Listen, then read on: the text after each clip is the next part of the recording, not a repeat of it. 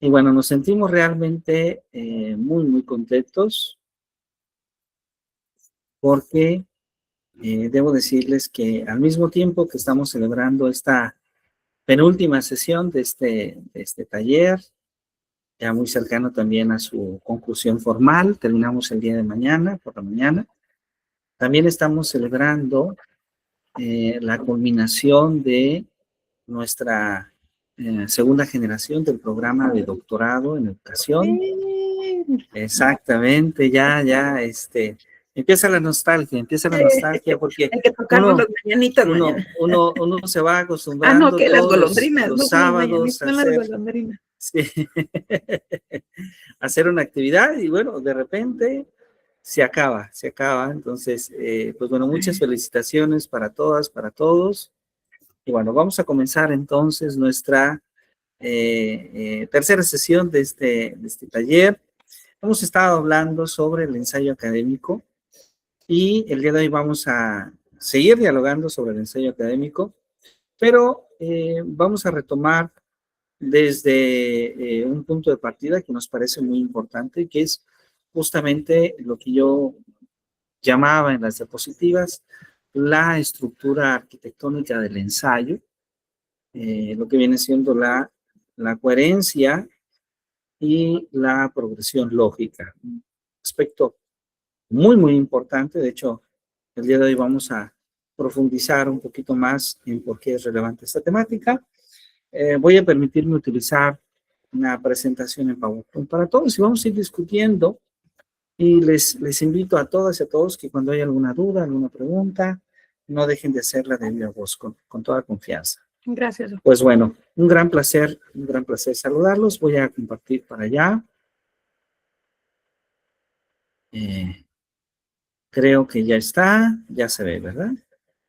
Y entonces, tocamos este punto de partida que tiene que ver en retomar lo de la sesión pasada, la estructura arquitectónica del ensayo, y hablábamos que un elemento muy importante, yo diría, de hecho, fundamental del ensayo, siempre es la fundamentación argumentativa y el desarrollo del pensamiento crítico, ¿sí? Podríamos decir que ahí encontramos una parte central del ensayo de posgrado en mostrar la solidez de nuestros argumentos, ¿sí? Y esto también establece un compromiso con el pensamiento crítico en nuestra disciplina educativa, en nuestro campo educativo. Y entonces hablábamos la sesión pasada sobre particularmente dos modelos que son los más básicos, pero yo siempre les invitaré a que, además de estos dos modelos, investiguen más, porque la teoría de la argumentación, la teoría de la demostración es un campo profundamente enriquecedor. Y bueno, la construcción de argumentos válidos tiene que ver con ello. ¿Qué es un argumento válido? Es un argumento que, dado un conjunto de afirmaciones que comúnmente llamamos premisas, se sigue necesariamente como conclusión, ¿sí? Esto lo podemos interpretar un poquito más en la cotidianidad, en decir que ese argumento del que hablamos tiene suficiente solidez para decirse como verdadero o como válido. Verdadero en un determinado contexto y válido en lo general. En la ciencia, y muy especialmente en la ciencia educativa, nosotros buscamos construir argumentos válidos. Entonces, para validar la pertinencia de nuestra argumentación, el estudiante busca entonces articular una opinión, articular cuando menos dos argumentos válidos, tomando siempre tomados en consideración y buscando la refutación de otros puntos de vista, sobre todo aquellos que puedan ser antagónicos.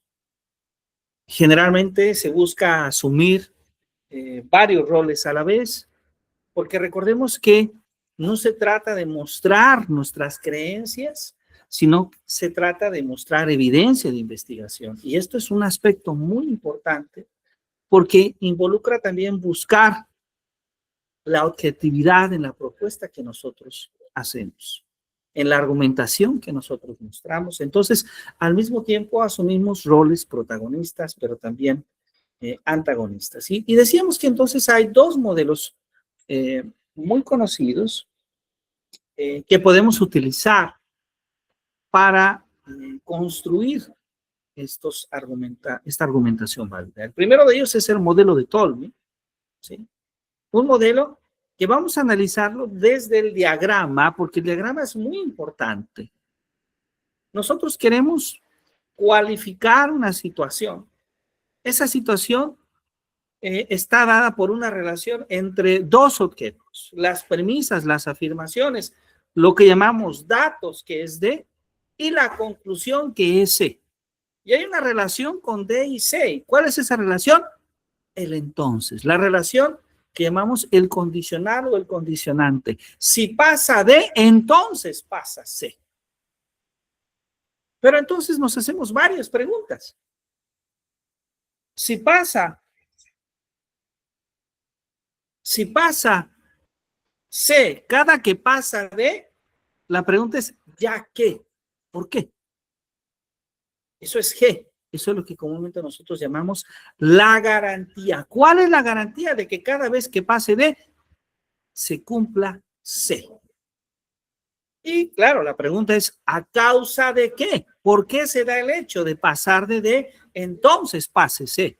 Eso es lo que nosotros llamamos comúnmente el sustento. Entonces veamos que en la construcción de nuestro argumento necesitamos las premisas, los datos, necesitamos la garantía, pero también necesitamos el sustento.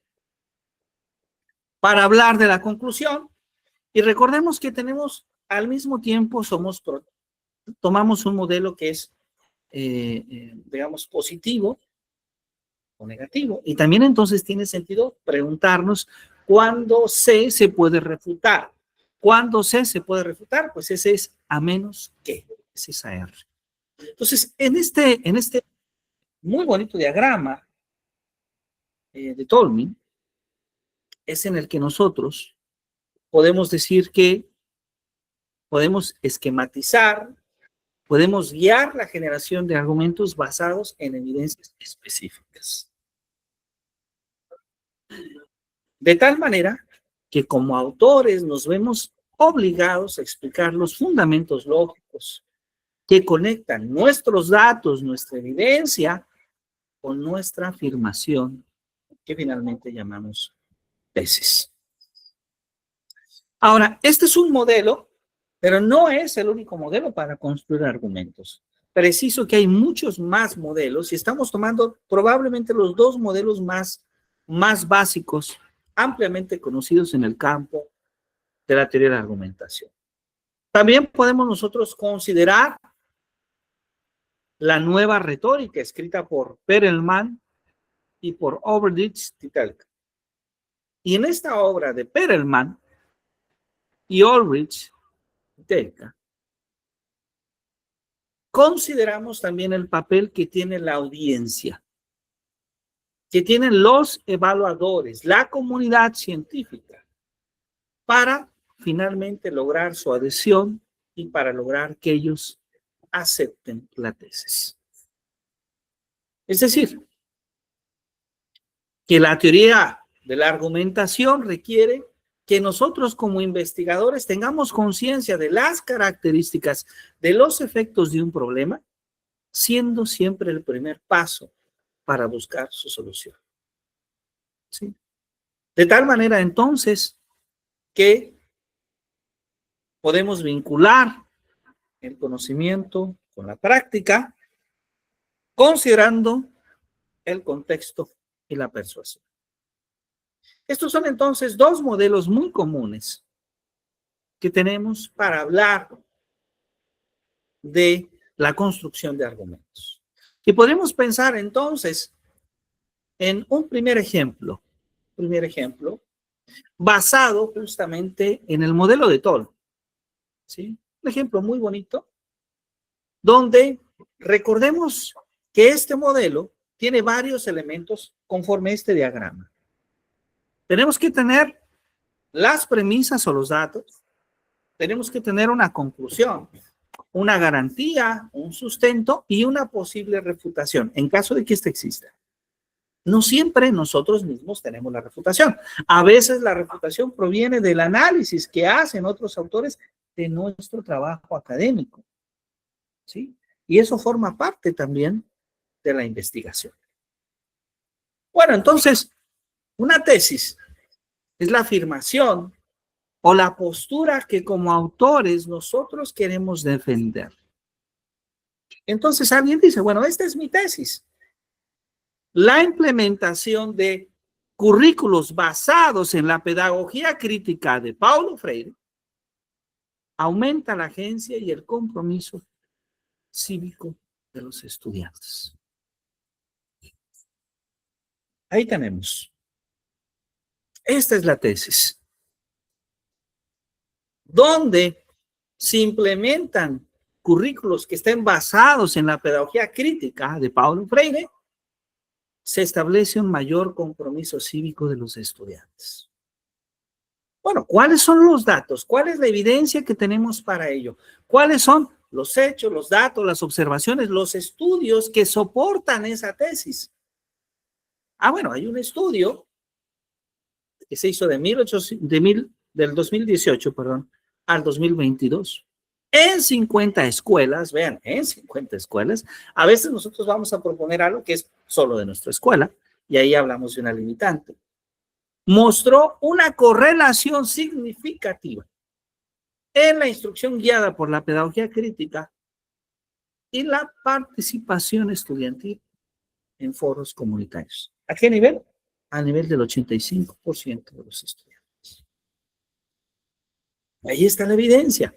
Claro, este es un ejercicio, pero lo ideal es que ahí pongamos la referencia de ese estudio, que viene un poco más allá. Ahora, ¿cuál es la garantía? La garantía es ese principio, esa regla general. Los datos y la tesis. La garantía es que la pedagogía crítica busca explícitamente que el alumnado sea un intérprete crítico de su sociedad, de su realidad, y un agente activo del cambio. Esa es una de las características que tiene la pedagogía. ¿Cuál es el respaldo? ¿Cuál es el soporte teórico? ¿Cuál es el soporte disciplinar de la garantía? Pues hay otras obras, como las obras de Paulo Freire, que fueron publicadas en los años 80, en los años 90, algo otras que fueron publicadas del mismo autor después del 2000, que había fallecido Freire para esta fecha, desde luego, pero que establecen que la educación debe de ser un proyecto de emancipación que reclama la libertad y la autonomía del sujeto. Entonces, veamos que aquí tenemos justo los elementos de ¿cuál? De esta estructura. ¿Sí? Tenemos los datos, las premisas, las evidencias, la conclusión, la garantía, el sustento. En este caso no tenemos la refutación. Esta puede venir en los estudios, en las investigaciones de otros autores, pero este es un ejemplo de la construcción de un argumento siguiendo el modelo de Tolman. Ahora, hablamos de que además del modelo de Tolman, había también el modelo del ensayo crítico. Este es un segundo ejemplo. Vamos a hablar ahora de este modelo del ensayo crítico. Y vamos a analizar este ensayo. Primero, para identificar alguna de sus características. ¿Quién nos apoya con la lectura? ¿Quién nos apoya con la lectura de este documento? Por favor, solamente la lectura del ensayo. Adelante, por favor, si es tan amable. La clave de la educación está en las nuevas tecnologías de la información y la comunicación. Agustín de la Herrán y Iván Fortunato. Introducción. Si conforme al enfoque radical e inclusivo de la formación, la educación se percibirá como un árbol, las tecnologías de la información y la comunicación no formarían parte de su porción radical, tampoco equivaldrían a sus ramas principales, puesto que su emergencia es relativamente temprana. Compondrían parte del ramaje o de las flores de ese árbol. Las TIC son una clase de recursos y los recursos son posibilidades que responden al ¿con qué? De la enseñanza. La mayor parte emerge de ramas que responden al cómo de la comunicación educativa. Estas ramas son secundarias y principales. Muchas gracias. Muchas gracias, Ángel. Le agradezco mucho su participación. Esta es una parte, desde luego, de este ensayo, pero me gustaría que fuéramos observando algunas características. Por ejemplo, el título. Un título que busca llamar la atención, que busca exponer inclusive la posición de los autores. En el título ya va parte de ello expuesto, porque nos dice, la clave de la educación no está en las tecnologías de la información y la comunicación. Al menos para Agustín de la Herrán y para Iván Fortunato, esta es una perspectiva. Segundo, en la introducción veamos cómo los autores empiezan a dar una opinión que ellos desean manifestar. Van exponiendo las características, tratando de ¿qué? Tratando de argumentar a favor de su argumento principal, de su tesis principal, que, aunque no está declarada todavía en el documento, parte de ella es expresada desde el título. Muchas gracias, maestro. Muy bien. Acá tenemos, desde luego, otro ejemplo, un ejemplo más extenso. ¿Alguien podría apoyarnos con su lectura, si es tan amable? Solamente del texto del ensayo, por favor. El impacto de las redes sociales en la sociedad moderna. Las redes sociales han transformado la manera en que nos comunicamos, informamos y relacionamos. Plataformas como Facebook, Instagram y TikTok se han convertido en herramientas fundamentales en la vida cotidiana. Sin embargo, su impacto va más allá de la simple interacción digital. Son realmente un avance que favorece la conexión entre las personas, o por el contrario, está generando una sociedad más superficial y dependiente. En este ensayo analizaremos críticamente los efectos positivos y negativos de las redes sociales en la sociedad moderna. Muchas gracias. Gracias, maestra Jacqueline. Le agradezco mucho. Muy interesante. Veamos, esta es una introducción breve. Desde luego, el ensayo que estamos mostrando, este ejemplo que estamos mostrando es un ensayo breve. El de nosotros es un ensayo más extenso. Aquí la introducción es un párrafo. En el de nosotros la introducción es mucho más amplia. Pero me gustaría que a pesar de ello, observáramos primero que el título es breve. Se busque que sea un título de impacto, un título enfocado al tema que se va a abordar y al contexto. Y que además, dentro de la introducción, se enmarca, se dice cuál es la tesis, cuál es la idea central del documento. ¿Sí? Eso nos gustaría que mostráramos. ¿Cuál es la postura que nosotros tenemos como autores? Y que vamos a tratar de sustentar con evidencias, con nuestro análisis a lo largo del texto. Muchas gracias, maestra Jacqueline. Maestra Elizabeth, adelante, por favor, si gusta platicarnos de conectividad y acceso a la información.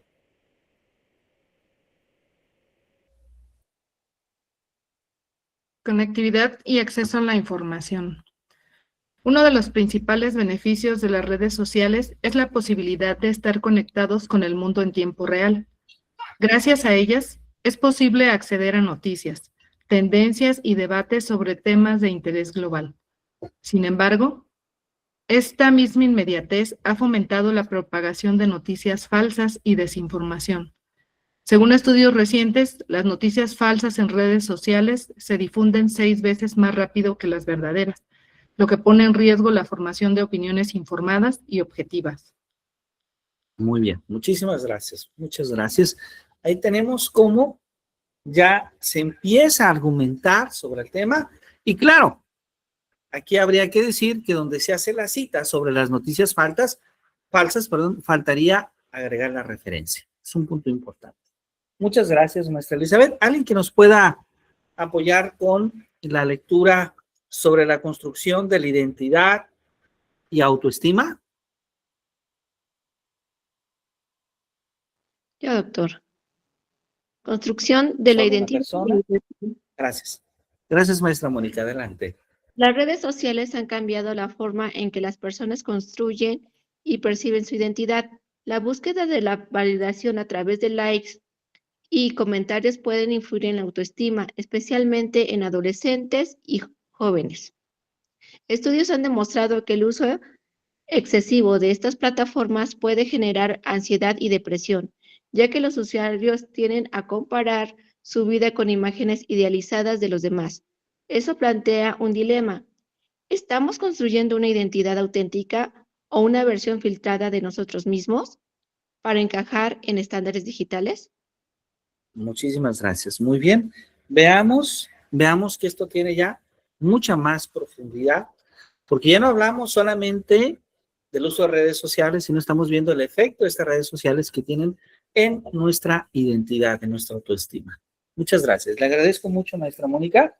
¿Alguien más que nos pueda apoyar con la lectura de la sección 3, por favor? Maestra Patti, por favor, adelante. Sí, está. Gracias, doctor. Buenas tardes.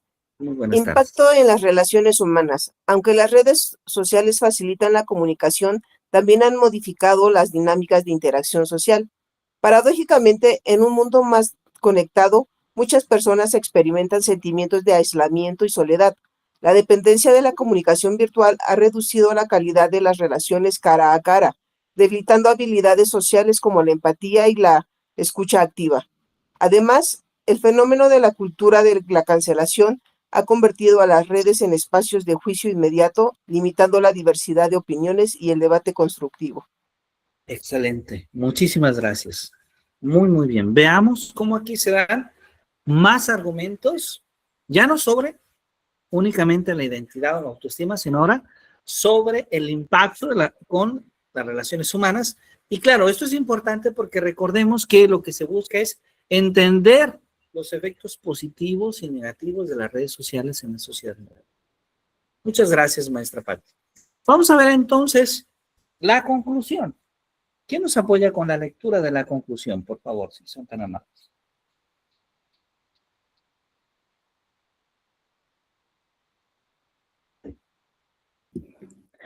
Las redes sociales han revolucionado nuestra forma de interactuar y acceder a la información, pero su impacto no es exclusivamente positivo. Si bien ofrecen oportunidades de conexión, aprendizaje y expresión, también generan problemas como la desinformación, la ansiedad y la superficialidad en las relaciones humanas. Por ello, es necesario fomentar un uso crítico y consciente de estas plataformas para aprovechar sus beneficios sin caer en sus efectos negativos. En última instancia, la clave no está en rechazar las redes sociales, sino en aprender a utilizarlas de manera responsable y equilibrada. Muchísimas gracias, muchas gracias, maestra Nayeli, le agradezco muchísimo su participación. Y veamos qué interesante, ¿no? Porque ahí retoma la tesis, realiza el análisis de la tesis y nos habla justamente, si tomamos la tesis principal, de los efectos positivos, pero también de los efectos negativos. ¿Cuáles son los efectos positivos? Conexión, aprendizaje, expresión, muy importante, pero también hay aspectos negativos. Los problemas de desinformación, la ansiedad, la superficialidad de las relaciones humanas, esta visión superficial de las relaciones humanas, que también nos afecta. Entonces, este es un ejemplo de un ensayo crítico. Desde luego es un ensayo crítico muy breve. Está pensado para estudiantes de educación secundaria, no para estudiantes de posgrado. Este es un ejemplo muy breve. ¿Por qué? Porque analiza un tema desde una perspectiva reflexiva, ¿sí? Tomando en cuenta aspectos positivos, pero también aspectos negativos y dando argumentos de cómo eso impacta a la sociedad.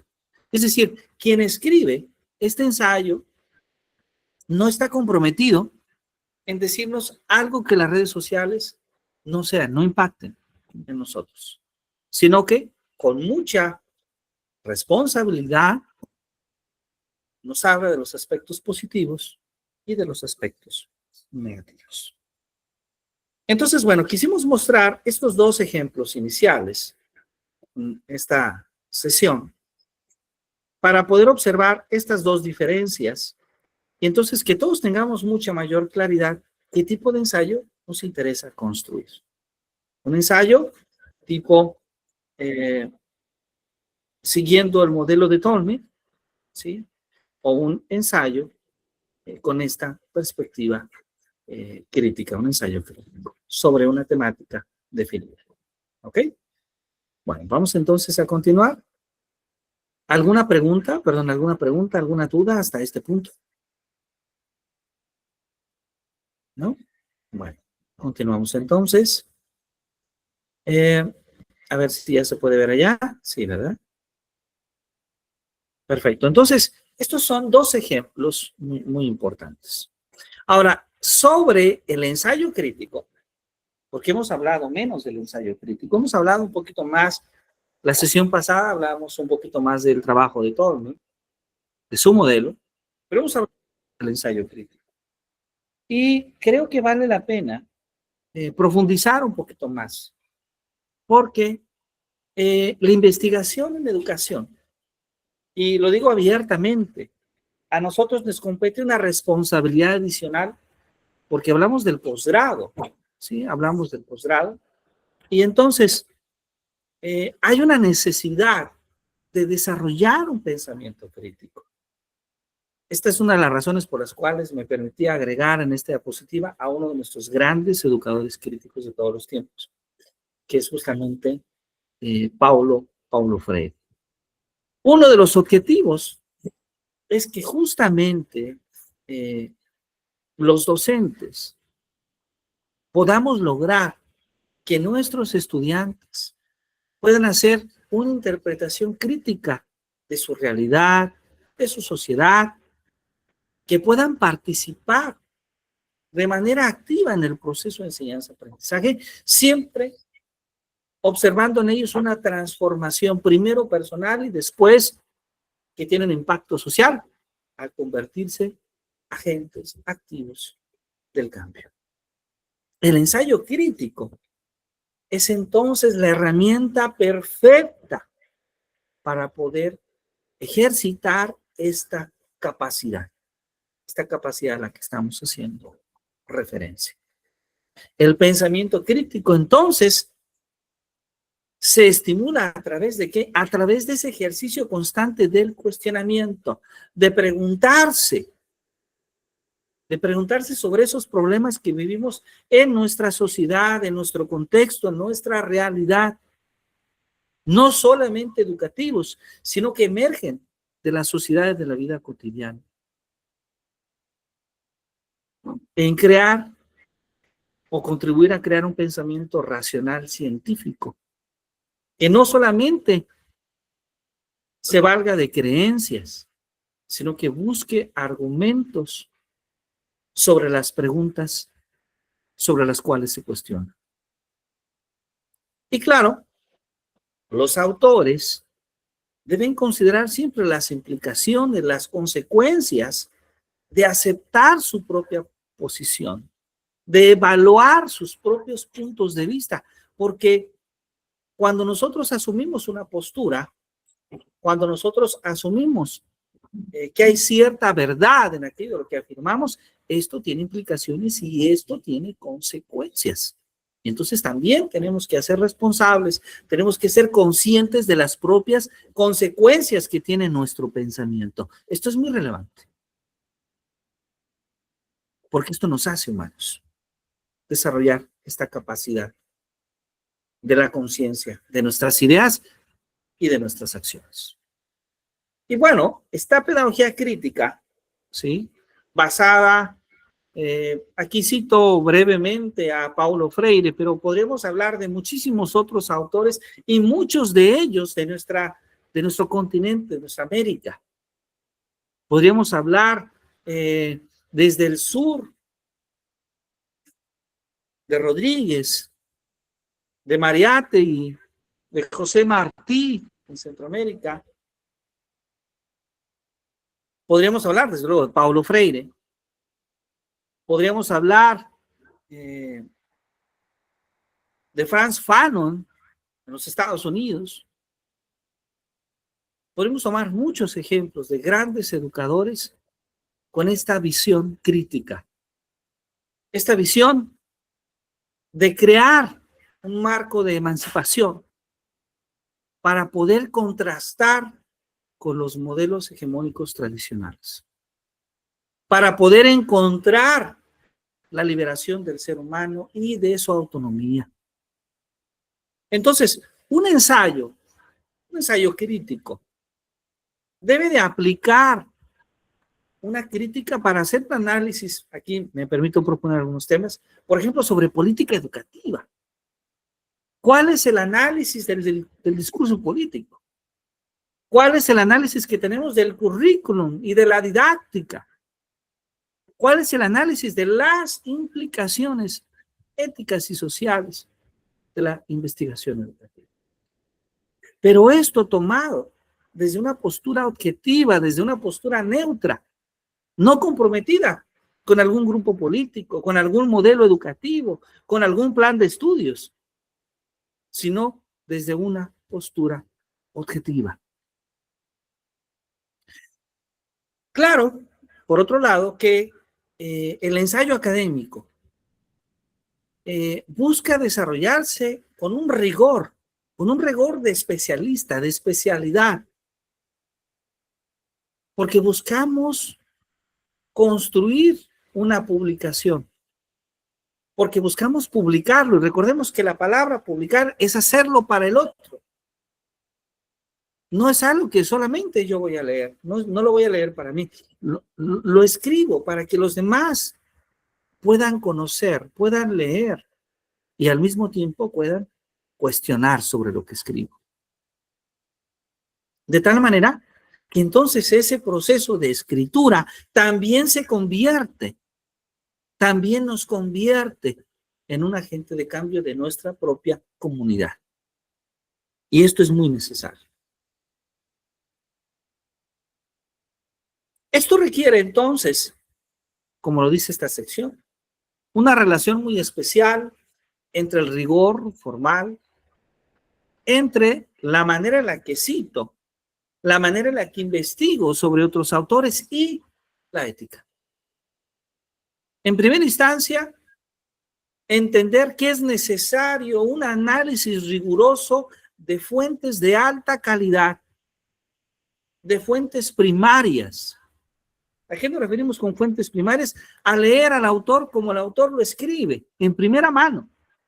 No el resumen, no la opinión de otro autor, sino el autor mismo. Que en muchas ocasiones contrasta con esa exigencia de leer rápido, de leer por encimita, de leer superficial. Se trata entonces de recuperar la información con cierta perseverancia, con cierta profundidad.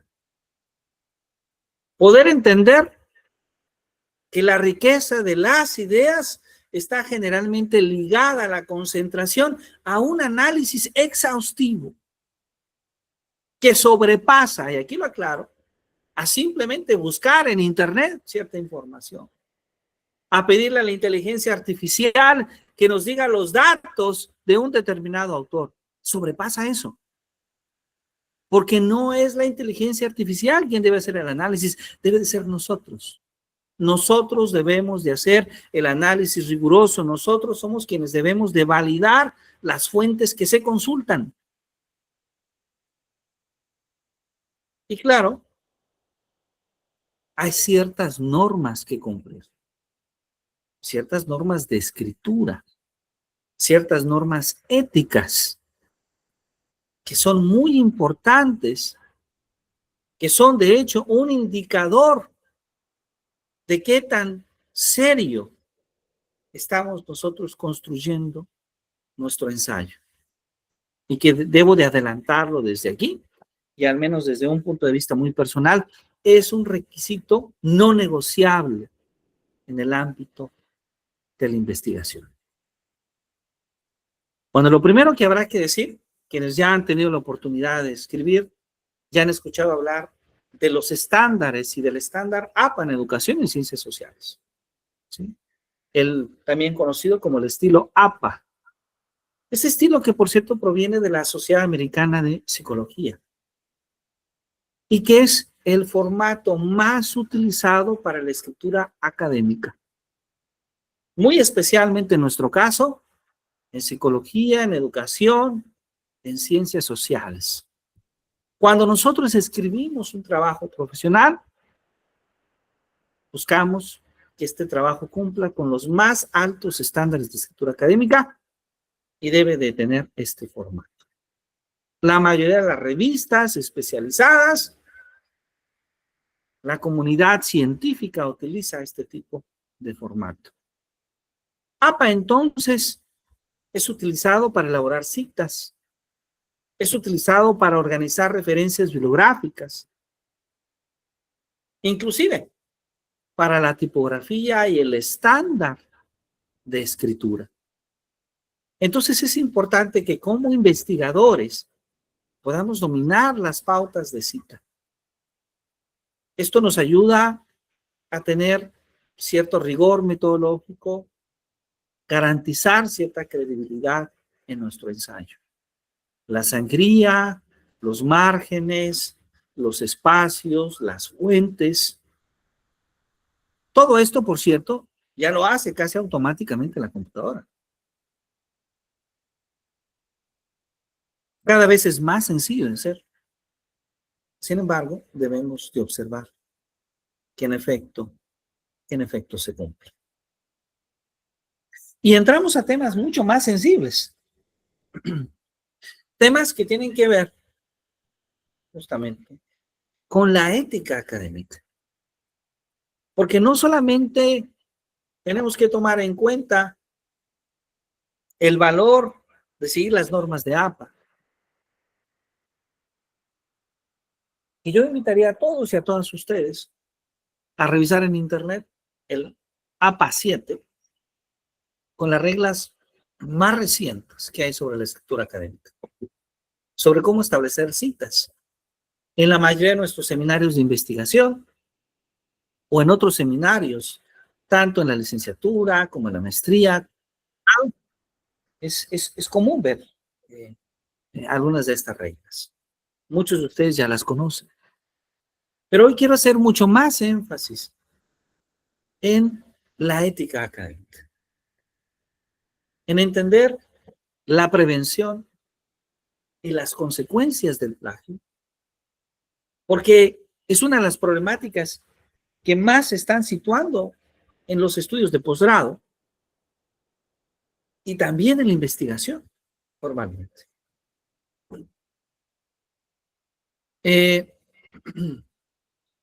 Lo primero que habrá que decir es que las normas sobre la redacción, sobre la consignación bibliográfica, es un deber que todo estudiante, ya desde los últimos semestres de la licenciatura, de la maestría, del doctorado, debe de conocer.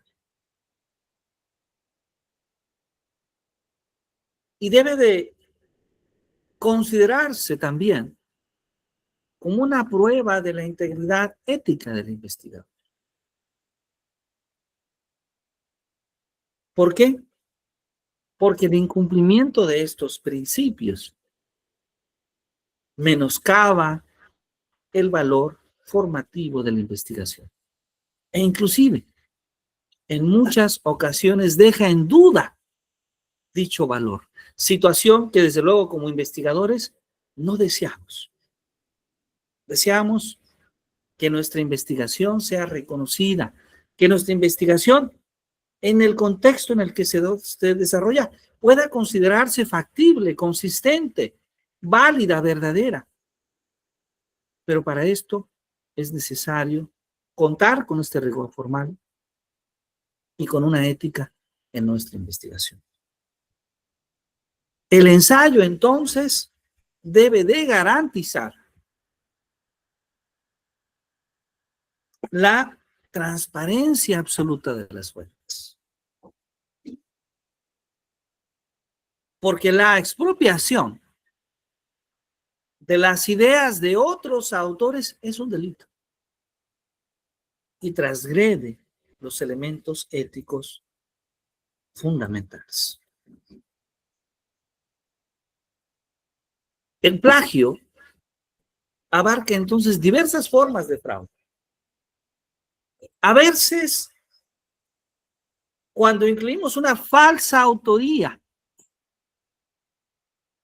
es decir, cuando acreditamos un texto a quien no lo escribió, y por cierto, debo decirlo, la mayoría de las veces es a nosotros mismos, claro, porque nosotros decimos y presentamos ese ensayo y decimos que es de nosotros cuando no lo es. Cuando es la tesis, cuando es el artículo, cuando es el ensayo de otros, o inclusive de alguna inteligencia artificial. Es el primer punto. El segundo es el robo de ideas. Cuando nosotros presentamos una idea como propia, cuando tenemos la idea del otro, de otro autor, de otro escritor, o de, insisto, de algún tipo de inteligencia artificial. Entonces, el investigador que incurre en el plagio demuestra que no ha alcanzado ese nivel de especialización para generar conocimiento, que no ha alcanzado esa capacidad para realizar un análisis propio. Es entonces que recurre a la expropiación, a la violación directa del mandato, de la originalidad de una investigación.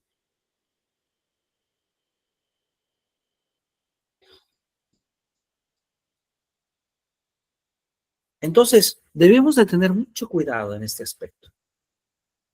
El darnos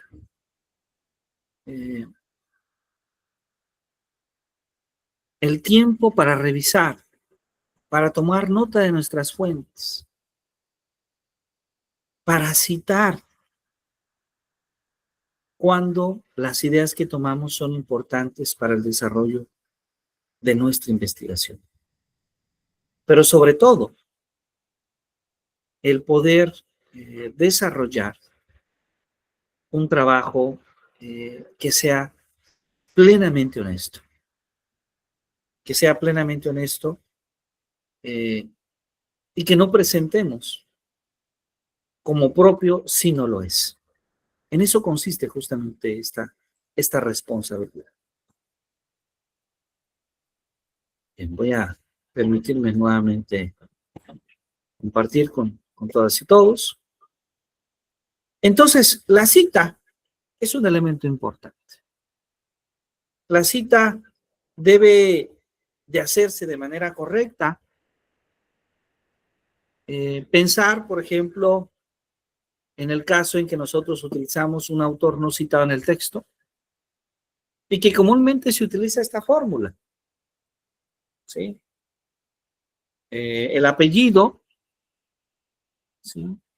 El año, el título de la obra, la página o de la página a tal página. ¿Sí? Eso es suficiente. El autor citado en el texto, que generalmente utilizamos nuevamente el apellido, el año de publicación, el título de tal página a tal página, agregamos ahí la editorial.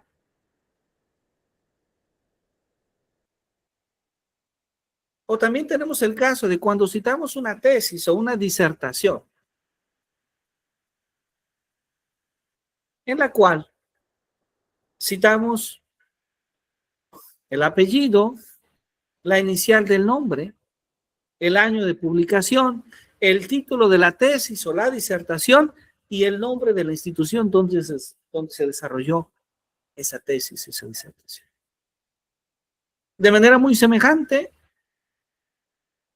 tenemos artículos de publicaciones periódicas, revistas, journals, donde citamos el apellido, el año, ¿sí? El nombre del artículo, el nombre de la revista, y a veces también se publica el año de publicación. Estos son aspectos que tenemos que considerar a la hora de hacer las citas.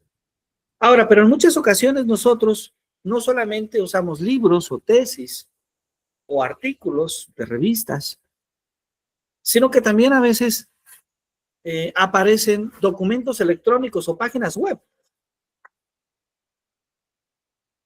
Aquí es muy importante indicar el nombre del autor, la fecha de revisión y la liga, la URL, con la fecha de acceso. A veces podemos encontrar, ¿sí?,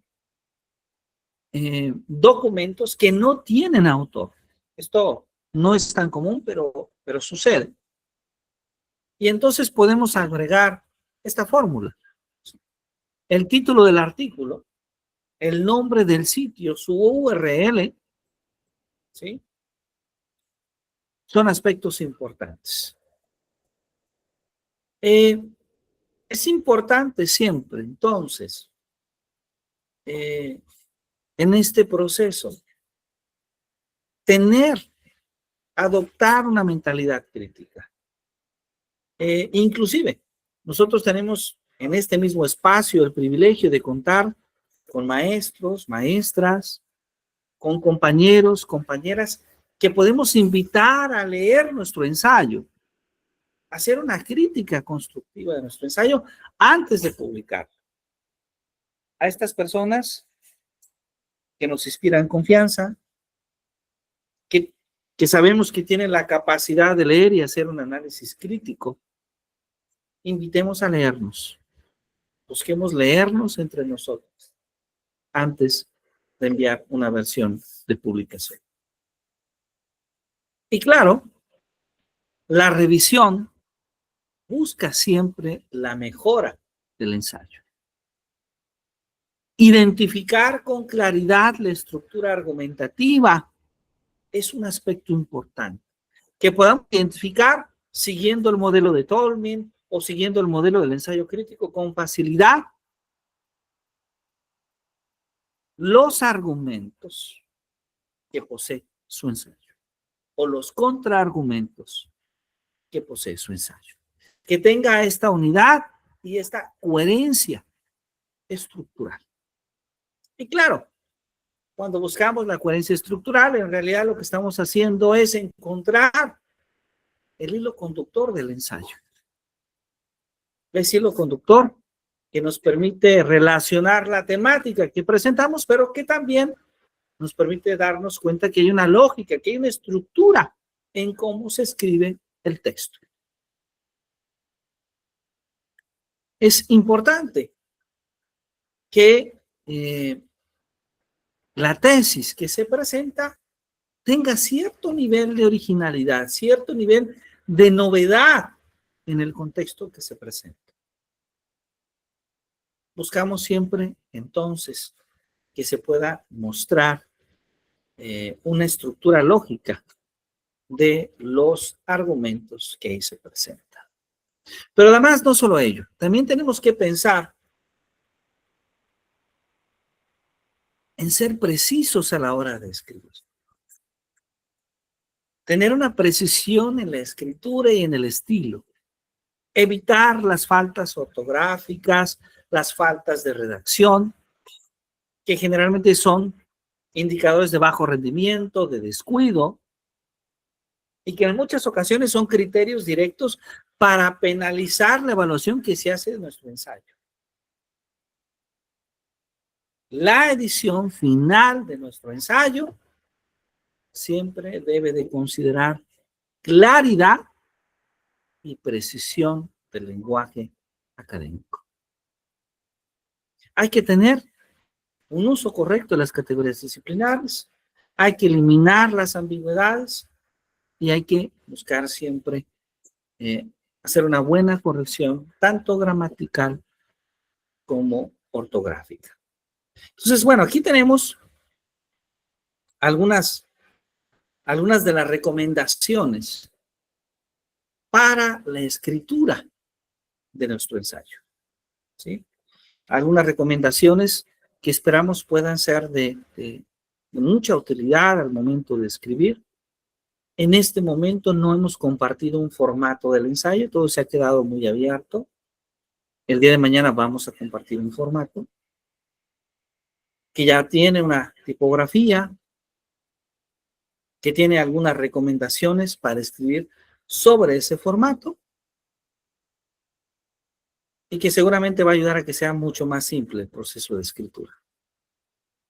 Pero nuestra intención ha sido entonces el día de reflexionar primero sobre los modelos en cómo estructurar los argumentos y segundo, sobre algunos aspectos de carácter ético y normativo que son importantes al momento de escribir un ensayo.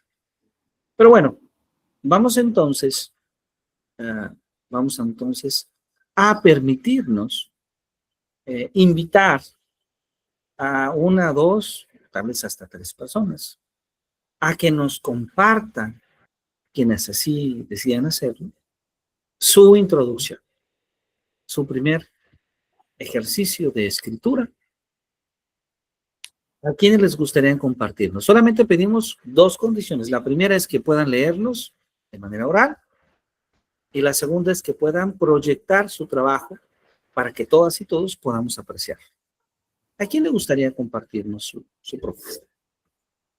Si gusta, profe, yo lo comparto. Maestro Ángel, adelante, por favor. Entonces, maestro Ángel, maestra Mónica. Adelante primero, maestro Ángel, y después maestra Mónica. Por favor, si están amables. Sí, nomás que abra y ya se los comparto para que él lo observe.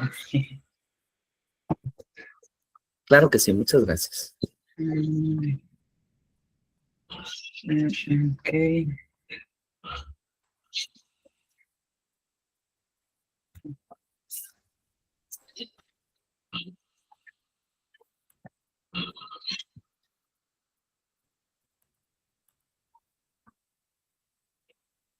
Doctor, en lo que el compañero abre su presentación, ¿habrá forma de que nos comparta las diapositivas que nos está mostrando? Claro que sí, con mucho gusto. Podemos compartirlas en cada uno de los grupos, con mucho gusto. Muchas gracias. Gracias, muchas gracias a usted. Ya Adelante, adelante Ángel, por favor, si es tan amable. Le escuchamos con mucho gusto. Ok, bueno, les voy a leer lo que yo escribí. Yo lo comencé con preguntas, ¿no? Realizando, dice, ¿qué es la lectura? Es la comprensión lectora. La comprensión lectora se ha considerado como una herramienta indispensable para la interacción entre el lector y él, mediante el cual el lector intenta obtener la información textual pertinente para los propósitos que le han llevado a realizar la lectura. La definición de la lectura ha ido cambiando, sin embargo, para los autores, bueno, yo investigué, hay autores, Cuadrado y Vega mencionan que es un proceso cognitivo estratégico que implica la interacción entre el lector, el texto y el contexto, cuyo objetivo final es la construcción del significado. Sin embargo, estos autores defienden que leer es comprender un texto escrito sobre la misma forma que lo haría si fuese un mensaje oral. Podemos decir que el proceso de la lectura va ligado al proceso de la comprensión lectora. La lectura es un hábito que es necesario inculcar en los infantes desde la temprana edad. Sin embargo, este ánido debe de generarse adecuadamente para el gusto por la lectura se mantenga durante toda la vida, de manera agradable y no como una obligación durante la escolaridad. Este hábito debe de iniciarse en el hogar y darle continuidad en la escuela como refuerzo. Sin embargo, en ocasiones los padres de familia, tutores, no inculcan a sus hijos el hábito por la lectura y cuando lo hacen desconocen de estrategias adecuadas para que el infante asimile lo que lee. La comprensión lectora es una habilidad fundamental que trasciende el hábito académico, constituyéndose como la puerta de acceso al conocimiento y la participación plena en la sociedad. Sin embargo, su desarrollo a menudo se enfrenta a metodologías tradicionales que pueden resultar pasivas o desmotivadoras, especialmente en las etapas iniciales de la formación. Por lo tanto, a pesar de la crítica comprensión lectora como puerta de acceso al conocimiento y la plena participación social, su desarrollo académico enfrenta a menudo un desafío fundamental, la desmotivación generada por metodologías tradicionales. Este enfoque pasivo se materializa en el uso de libros de texto que son percibidos como tediosos y obligatorios, lo que provoca que tenga al estudiante una lectura por coacción y no por gusto. Así que la consecuencia es una ausencia de motivación intrínseca, de lo cual esto tiene un impacto directivo y negativo. La lectura se reduce a un acto superficial orientando a la obtención de una calificación, resultado de una comprensión lectora inadecuada y una falta de dominio genuino de los contenidos. Existen numerosas investigaciones recientes que han destacado la importancia del juego como una estrategia pedagógica efectiva para el desarrollo de competencias lectoras. El juego, más allá por ser una actividad recreativa, actúa como mediador del aprendizaje y promotor del desarrollo cognitivo, lingüístico, social y emocional en los infantes, según como lo menciona el autor Buitrago y Choque. Resaltan que el juego mediante el juego facilita la construcción de significados por parte del niño y ubicarse en su zona de desarrollo próximo, facilitando los aprendizajes. Frente a este desafío de la desmotivación, el juego emerge como una estrategia didáctica poderosa, natural y efectiva, lejos de ser un simple entretenimiento o un descanso de la verdadera tarea de aprender.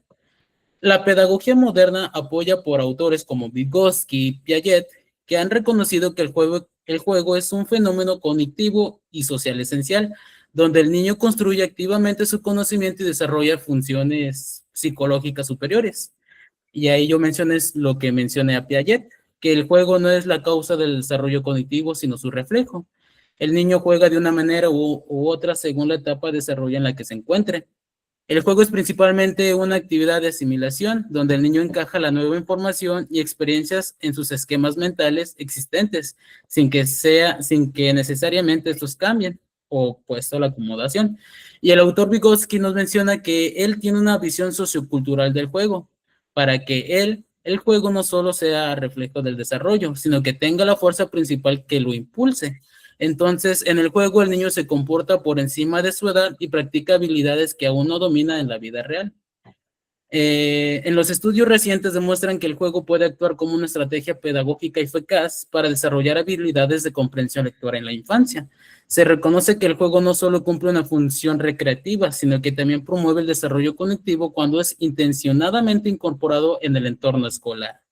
La aplicación intencional del juego en el aula transforma el acto de leer de una decodificación silenciosa y solitaria a una actividad interactiva, colaborativa y desafiante, al incorporar elementos lúdicos como reglas, desafíos, roles, feedback inmediato.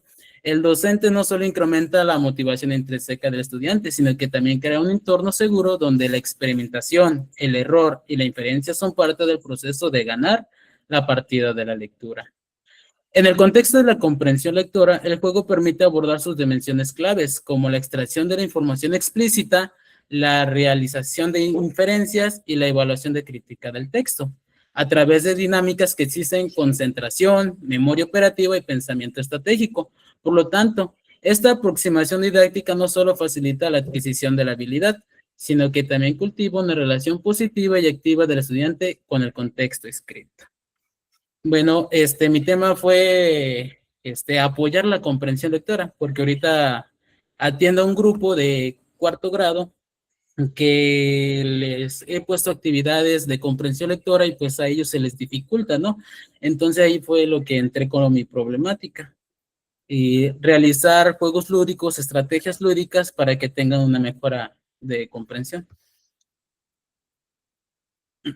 Bueno, eso es de mi Muchas gracias Ángel por compartirnos tu escrito. Es algo muy, muy valioso. Bueno, yo tengo dos comentarios muy breves. En primera, felicitarte por tu trabajo. Me parece muy interesante el tema que estás abordando, pero creo que las preguntas que nos muestras al inicio probablemente son preguntas, estas son las preguntas que tú consideras las preguntas de investigación, o más bien son preguntas para poder comenzar la discusión sobre el tema.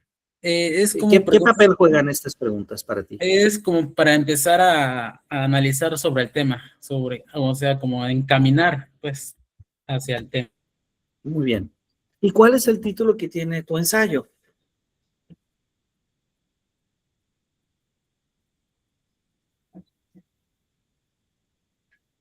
Mi título se llama, permíteme, déjeme lo busco. El juego como estrategia didáctica para el desarrollo de la comprensión lectora. Ese es mi título. Ok. ¿Cuál es tu tesis? Mi tesis es...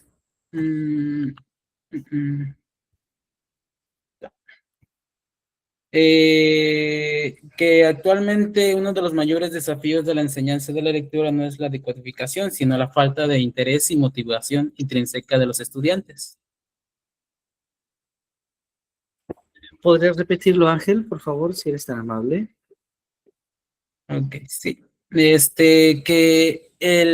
tesis es porque uno de los mayores desafíos de la enseñanza en la lectura no es la decodificación, sino la falta de interés y motivación intrínseca de los estudiantes, especialmente en los alumnos de primaria. Ok.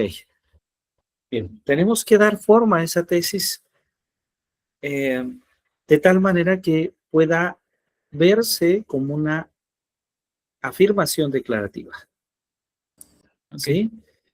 Tenemos que dar forma de tal manera que quede como una afirmación declarativa e inclusive recordemos que la tesis se tiene que convertir en el argumento principal sobre el cual nosotros buscamos dar evidencia. Entonces tenemos que llevarlo a una escritura de tal manera que nos diga que si pasa esto, entonces pasa esto otro. Y nosotros, al darle esta estructura, sí, entonces, ¿sí? Al darle esta estructura, va a surgir de manera natural lo que nosotros llamamos la garantía y el sustento. Ya que, y a causa que, ¿sí? Y finalmente podríamos agregar otro aspecto más, que sería a menos que. ¿En qué casos esta condicional no se cumple? Entonces, vamos a hacer un esfuerzo, todas y todos, para darle una estructura de coherencia y de progresión lógica a nuestro ensayo. Y ustedes tendrán dos caminos. El que me he permitido mencionar ahora es el camino de Tolman, pero también está el camino del ensayo crítico.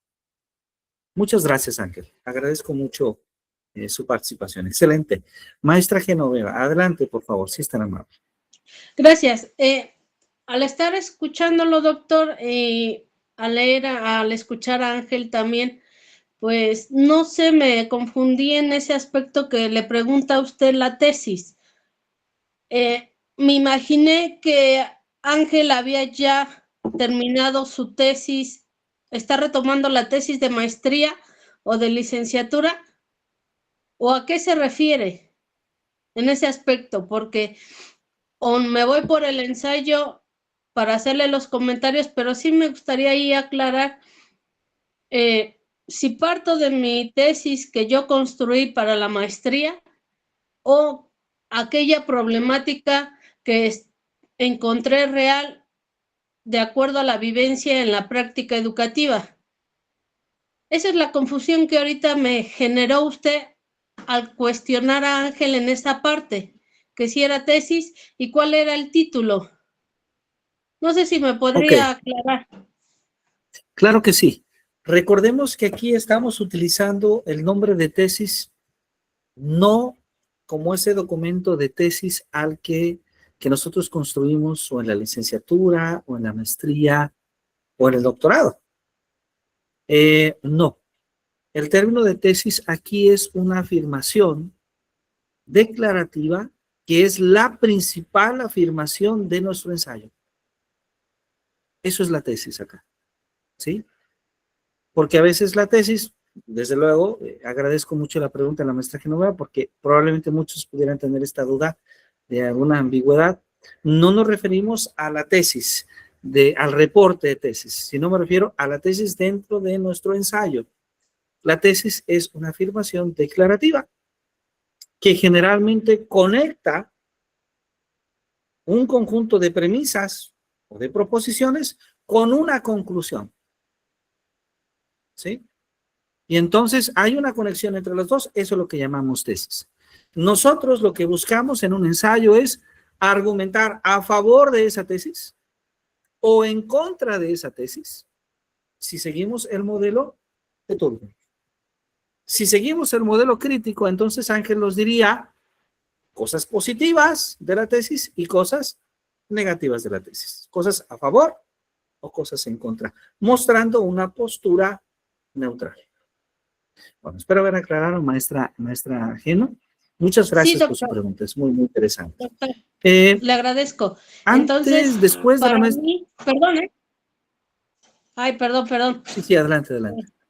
De acuerdo entonces a este proceso, mi ensayo tendría que tener igual una mirada de cualitativa y cuantitativa con comprobación, porque, bueno, yo lo quiero hacer en el aspecto de mi propia práctica educativa y que es reflexiva y lo estoy llevando en un proceso cualitativo y cuantitativo y a su vez va a ser comprobable que me va a permitir arrojar ciertas estadísticas desde el inicio hasta el final si me lo propongo.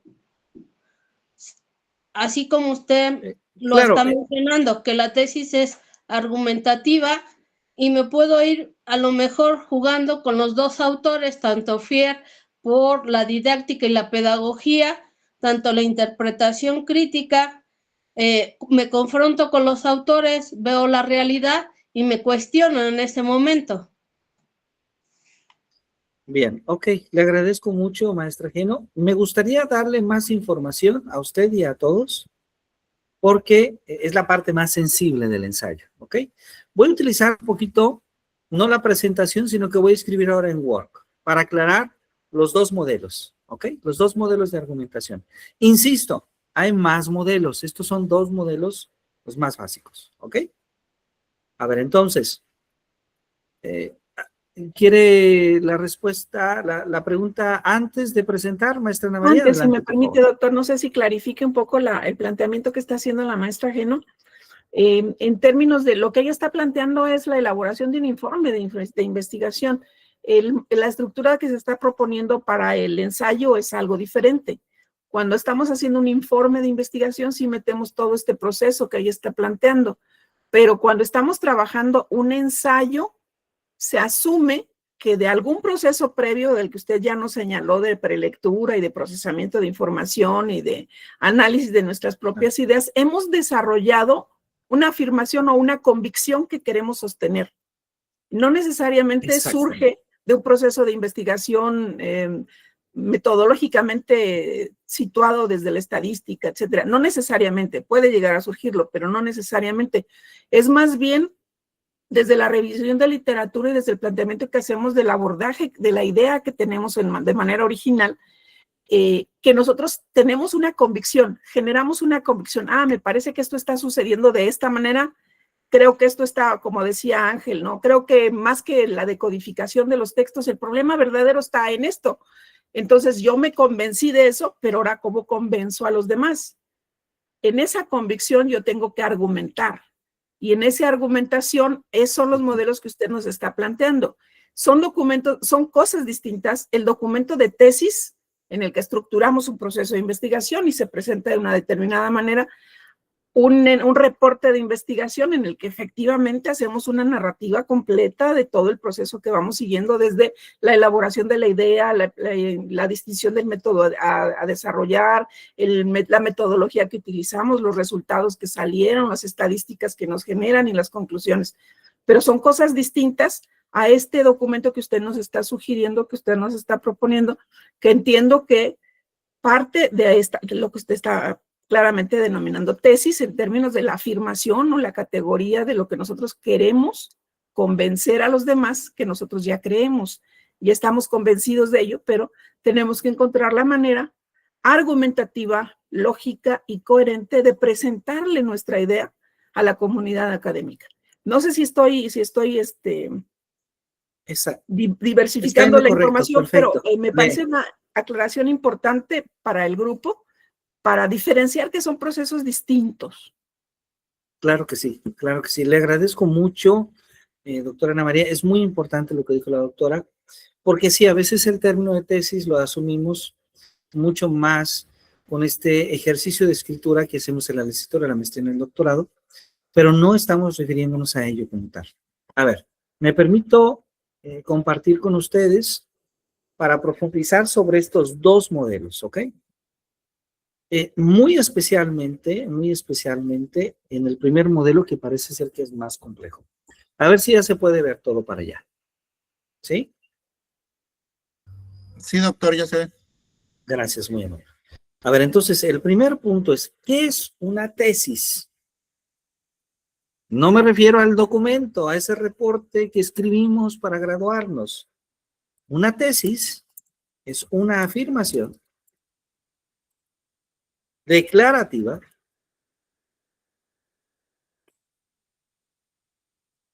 compuesta. ¿Sí? Bueno, ¿qué significa una afirmación declarativa compuesta? Significa que voy a afirmar una proposición. Es decir, voy a tomar un ejemplo, si ustedes me permiten, ¿sí? Y voy a tomar aquel ejemplo que surge entre la primera y segunda década del siglo pasado sobre el aprendizaje. Entonces, el aprendizaje es un cambio en la conducta. A ver, ¿quién me dice? ¿Qué perspectiva teórica es? ¿Quién me dice qué perspectiva teórica es desde las teorías del aprendizaje? Conductismo. Es conductismo, exactamente, es conductismo. Entonces, alguien dice, el aprendizaje es un cambio en la conducta. Bueno, eso es una tesis. Ella está afirmando que el aprendizaje es un cambio en la conducta. Es decir, A implica C. Hay una conexión, pero bueno, voy a tratar de no usar las formas lógicas, nada más. El aprendizaje es un cambio en la conducta. Eso es una tesis. Es una afirmación declarativa. Vean, por favor, que no es una pregunta. Las tesis no son preguntas, son afirmaciones declarativas. Ok, entonces, vamos a suponer que alguien por alguna razón, toma como fundamento, como afirmación, esta tesis. Está convencido de esa tesis, ¿sí? El maestro Luis Fernando dice, yo asumo que el aprendizaje es un cambio en la conducta. Bueno, entonces, ¿cuáles son tus argumentos? Aquí es donde empieza lo interesante. ¿Cuáles son tus argumentos para asumir ello? Bueno, ahí es donde aparece la garantía. Donde aparece además de la garantía, el sustento. Excelente, Doc. De Sí. hecho, yo digo que mi tesis en ese sentido, nada más por ejemplificar algo real que yo tengo, Ajá. es que la educación es un cambio en la conducta. Bueno, ya se fue a un proceso todavía Diferente. más complejo, Sí, sí. pero bueno, Totalmente diferente. pero bueno, ¿qué es la garantía? A ver, la garantía es, dejo de compartir un poquito para explicar. La garantía es este principio o regla general que justifica la conexión, ¿sí? La conexión entre el aprendizaje y la conducta, ¿sí? Así lo definiríamos nosotros. Es el principio que justifica la conexión entre el aprendizaje y la conducta. Esa sería la garantía, ¿sí? Mientras que el sustento, ¿sí? Va a ser el soporte teórico o disciplinar ¿de quién? De la garantía. Entonces, asumiendo con este ejemplo ficticio donde ya el maestro Luis Fernando de alguna manera nos ha dicho que se siente un poco cómodo con él porque está un poco a favor de esta relación entre la educación y la conducta. Bueno, entonces voy a volver a compartir y vamos a tratar de construir un argumento, que esa es la intención.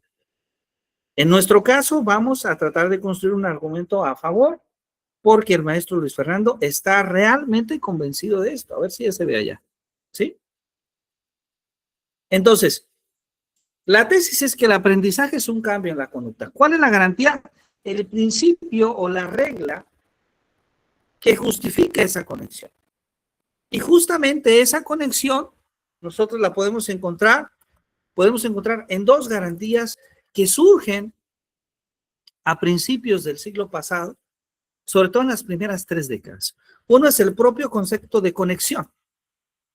A ver, maestras, maestros, ¿quién escribió el concepto de conexión? ¿Quién lo recuerda? Thorndike. Exactamente, Edward Thorndike, exactamente. Thorndike escribió el concepto de conexión que liga la acción con la conducta. ¿Sí? Pero además, después, los neoconductistas y conductistas, los instrumentales, como puede ser Skinner, como puede ser Watson, Pavlov, todos los demás, definen el estímulo, respuesta.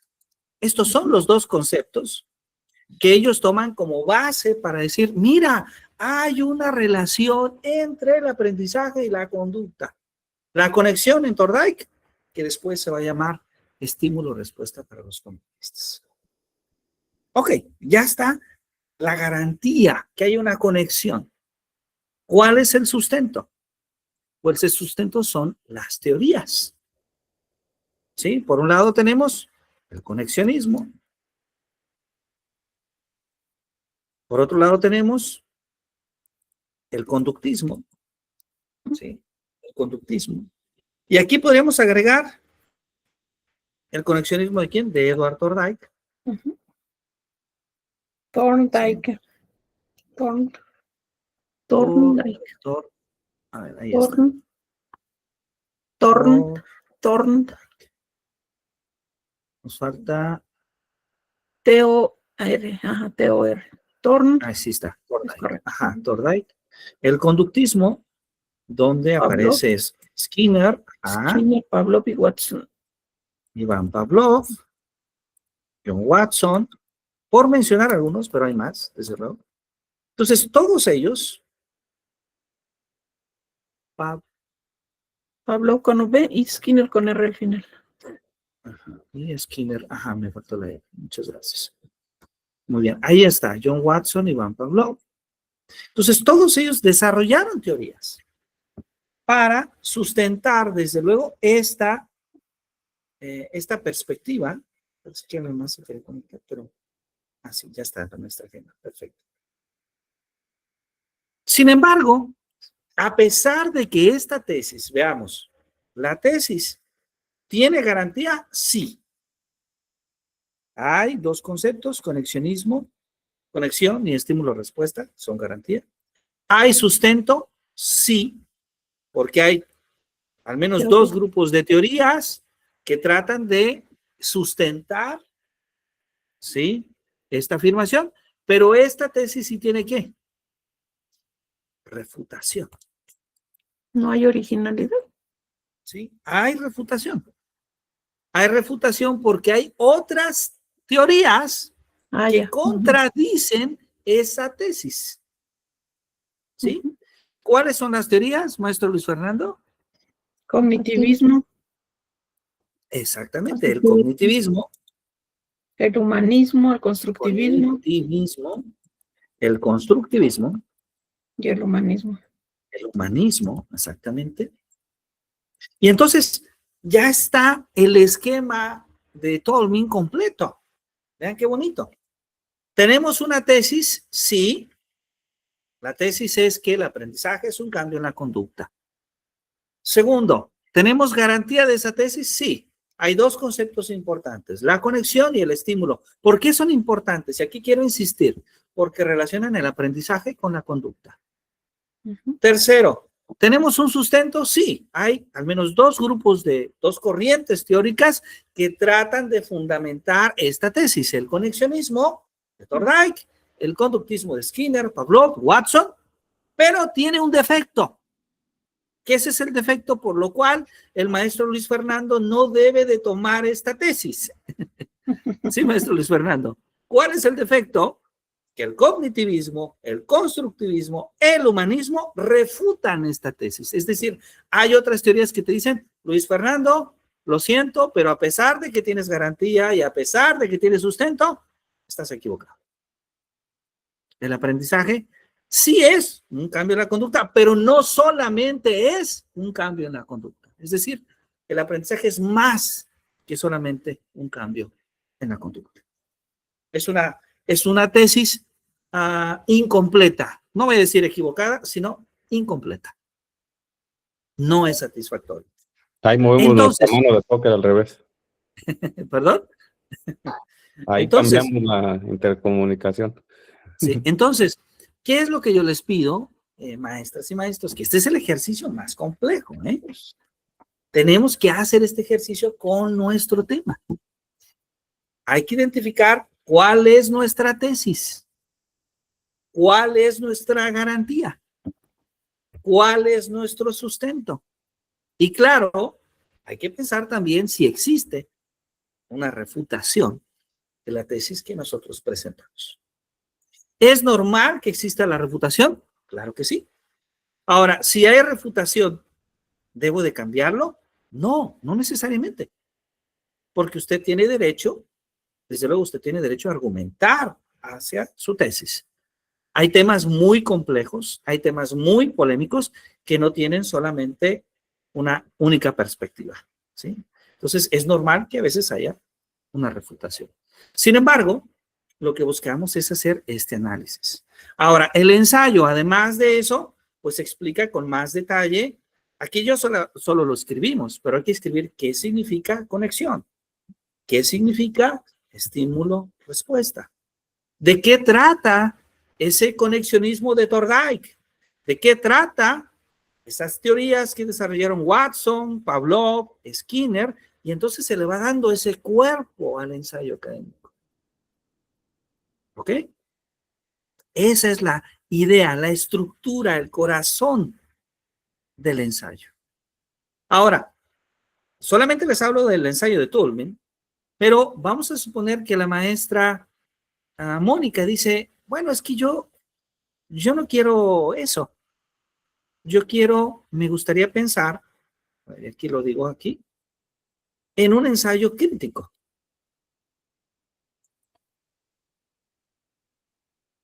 Bueno, nuevamente en el ensayo crítico tengo una tesis. Esto siempre aparece.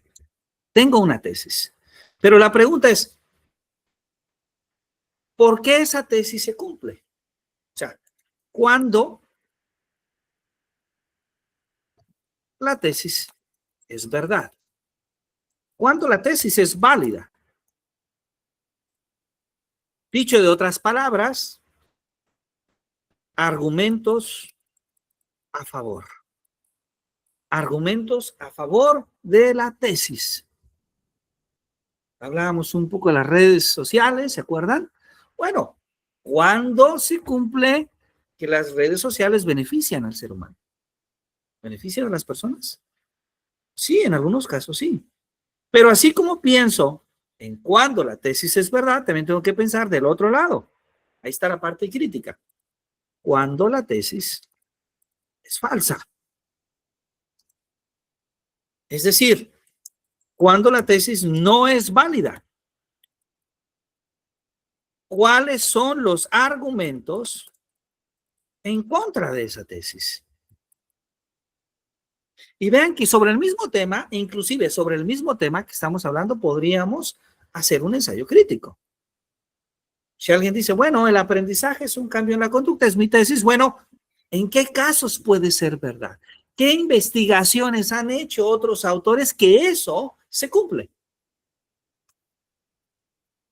¿En qué casos no? ¿Qué investigaciones han hecho otros autores que demuestran que lo que estoy afirmando puede ser falso? Ahí está el ensayo crítico. Entonces, tenemos dos posturas. ¿Sí? Cuando la primera es el modelo de Tolman, la segunda es el modelo del ensayo crítico. Ya, dejo de compartir un poquito para tener la oportunidad de dialogar con ustedes. Doctora Ana María, adelante, por favor. Sí, doctor, perdón. Primero pedirle de favor, le puse en el chat del grupo mi tesis del que estoy trabajando para que me haga favor de revisarla. Segundo, me surge una duda en el discurso que usted está planteando en términos de si siempre tenemos que buscar relaciones de causalidad. Es decir, si A es B, necesariamente o simplemente podemos hacer una relación de conexión, una relación en la que los eventos aparecen de manera concomitante o una descripción de un fenómeno, que más o menos creo que sería mi caso. Es decir, describir también es válido en el sustento de una argumentación. De un ensayo. Sí, sí. Bueno, lo primero que quisiera decir es que hay muchos modelos de análisis de argumentos. Entonces, el modelo más simple, los dos modelos más simples, son estos dos que hemos mostrado. Pero hay otros modelos, ¿sí? Entonces, nosotros ahora no hemos visto otros modelos, tomando en consideración estos que son los modelos más elementales, claro. Más elementales, pero desde luego que de acuerdo a la temática, podemos nosotros pensar justamente en otros casos. Entonces, voy a tomar su ejemplo. Sí, gracias. Y lo voy a compartir para todos, si me permite. Gracias. A ver, vamos a escribirlo acá. Voy a compartirlo. A ver, creo que ya se ve. Entonces dice, el hecho de conocer, reconocer y asumir nociones paradigmáticas de la complejidad y los métodos del pensamiento complejo por parte de los docentes en funciones propiciará que los planteamientos sociales, culturales y educativos de la nueva escuela mexicana puedan desarrollarse verdaderamente en las aulas. Esta afirmación, veamos, que requiere, ¿sí?, que requiere de una estructura argumentativa más compleja. ¿Sí?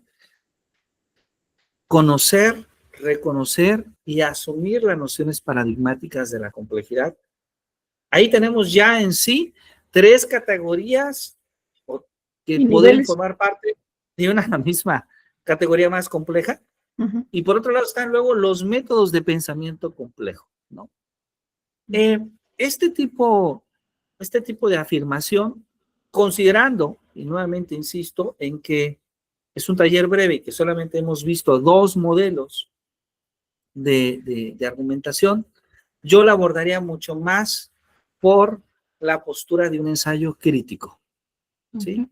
Es decir, ¿en qué casos, dando ejemplos explícitos de otras publicaciones, en qué casos esta afirmación se cumple y en qué otros casos no se cumple?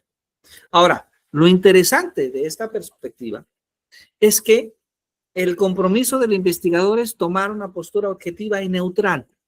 Ujú.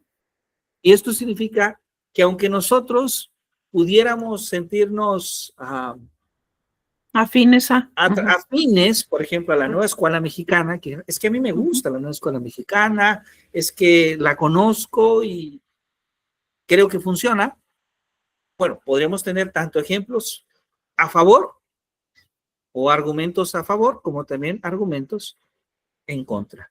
Y ahí es donde el investigador busca ver más allá de la realidad que él cree que conoce. Porque a lo mejor en su búsqueda de otros autores descubre casos donde algunos digan, oiga, es que esto no pasó. Ujú. Yo conocía todos los casos donde sí pasaba, pero he descubierto casos donde no pasa. O tal vez confirme No pasa. su propia afirmación, pero siempre lo más interesante, y esto lo dicen varios investigadores, es buscar la manera de cuestionar lo que nosotros afirmamos. Y más cuando tenemos un ensayo crítico.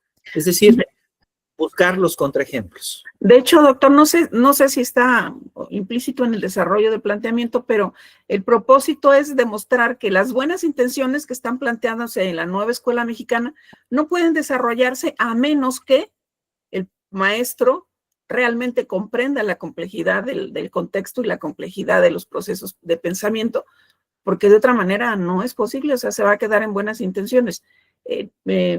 Por ello digo, si necesita reconocer la complejidad y los métodos de la complejidad para que esto funcione, de otra manera no va a funcionar. Esa es más o menos la intención. Claro que sí, doctora. La recomendación que le haría es la perspectiva del ensayo crítico. Porque aquí el modelo de Tolmin queda, digamos, es un modelo muy simple. Tendríamos que hablar de otros modelos de argumentación para darle una estructura. Entonces, a manera breve, creo que el ensayo crítico sería un buen planteamiento. Le agradezco, doctor, muy amable. Muchas gracias a usted. Maestra Mónica, adelante, por favor, si es tan amable. Bueno, doctor, de manera breve, espero, bueno, tengo ya la idea de lo que tengo que hacer. También lo que me clarificó, me encanta mucho la primera porque es como que más matemática, o sea, más de que da resultados fidedignos. La otra situación es que dicen que, bueno, a veces queremos agarrar todo el pastel, pero debemos delimitar. En esa parte a mí me cuesta delimitar porque siento que puedo sustentarlo.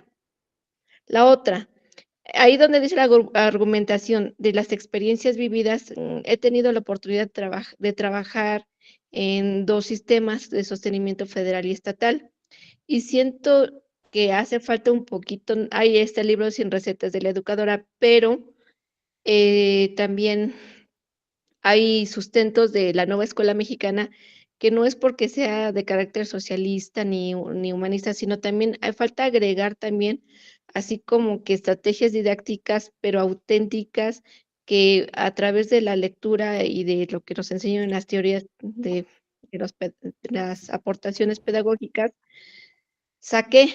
Es un tiempo de, bueno, de casi 17 años trabajando en preescolar, desde recién nacidos, que he visto qué es lo que se puede modificar. O sea, usted dijo que también podrían hacer esos aportes. ¿Es válido, no es válido o nada más me quedo en poner la planeación didáctica, pero hasta donde nuestra escuela mexicana nos acepta? Porque ahí sí hay cosas que son pensamientos reflexivos que no en todo estoy de acuerdo. Ahí qué puedo hacer por Muy el bien. tiempo. ¿Podría compartirnos el título de su trabajo o la tesis de su trabajo? Sí, dice, título, la lectura literaria mexicana como base para fortalecer la estructuración de ideas y la retención de memoria a corto y largo plazo en educación preescolar con enfoque neurocientífico. Aquí estoy tocando este tema porque por la decolonización sabemos, y lo hemos visto en otros seminarios, que siempre nos venden la idea que Europa ha sido como que el alma mater de toda la literatura, ¿no? Sabiendo que nuestras propias civilizaciones mesoamericanas ya tenían una forma de organización de pensamiento. La otra que quiero rescatar es que mis pequeños de preescolar están tan ensimismados en la era digital que ya cuando les dan una instrucción ya o que se expresen, se quedan pensando en nada y tan solo para hacer el hecho, el otro día hicimos un croquis para saber cómo llegar de la casa a la escuela. Algo que sí lo lograron, pero estuvimos recordando por dónde tenían que pasar, y ahí entra toda la transdisciplinariedad. Pero también, al mismo tiempo, con las situaciones de la neurociencia que nos ha aportado en últimos David Pino, él nos dice que como a través del sueño, el niño puede recordar situaciones que lo hacen que recuerde un mapa mental. Ya leí el libro que usted también editó acerca de la competencia cognitiva, cuando el cerebro igual también lo de Tornag y todo eso, la amígdala, y también me ha dado resultados porque lo he puesto en práctica. Entonces hice así como, estoy rescatando primero la literatura mexicana, estamos mostrando que el niño tiene que estructurar ideas por medios de investigaciones científicas, pero también estoy aportando qué tipos de estrategias va a ir para cada edad. Sabemos que hay pequeños que todavía tienen que pasar por un proceso fisiológico en la lectoescritura. Entonces, también ahí pongo el rol de la educadora activa, que la educadora, qué debe dominar, qué debe de conocer y qué debe de ir dando la dosificación de esa estructuración de ideas. Ok, maestra Mónica, me gustaría poder revisar su artículo con más detenimiento. Creo que es importante. Sí. Pero yo invitaría a todos y a todas a que hicieran un ejercicio. Yo sé que para mañana es muy pronto, pero ojalá que todos podamos tomarnos un poquito de tiempo. Tratemos Perdone, de... doctor, ¿en qué fecha vamos a entregar el trabajo? Sí, el trabajo lo vamos a entregar hasta enero. Hay una propuesta de que sea el día 23 de enero. Ah, genial. Entonces, Hay tenemos tiempo.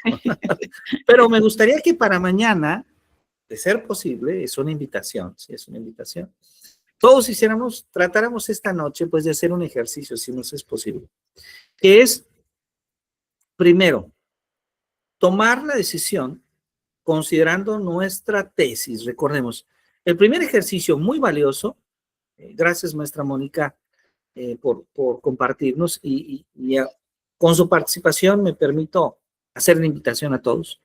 Primero, identificar nuestra tesis con claridad. ¿Cuál es la tesis de mi ensayo? ¿Ok? Número 1. Segundo, ya identifiqué la tesis. Ahora pregunta, ¿mi ensayo puedo escribirlo? ¿Puedo escribir una argumentación en mi ensayo como Toulmin? Si puedo, intentemos. Intentemos entonces identificar en nuestro ensayo cuál es la garantía, cuál es el sustento y si puede haber refutación. No es necesario todavía escribir toda la teoría, pero que sí podamos identificar con claridad estos elementos. Tesis, garantía, sustento, refutación. Número 2. Si al leer mi tesis elijo no seguir el modelo de Toulmin, que es válido, ya lo comenté, prefiero hacer un ensayo crítico. Y recordemos que en el ensayo crítico nosotros hablamos de los casos en que la tesis puede ser falsa, los casos en que la tesis no es válida, los argumentos en contra.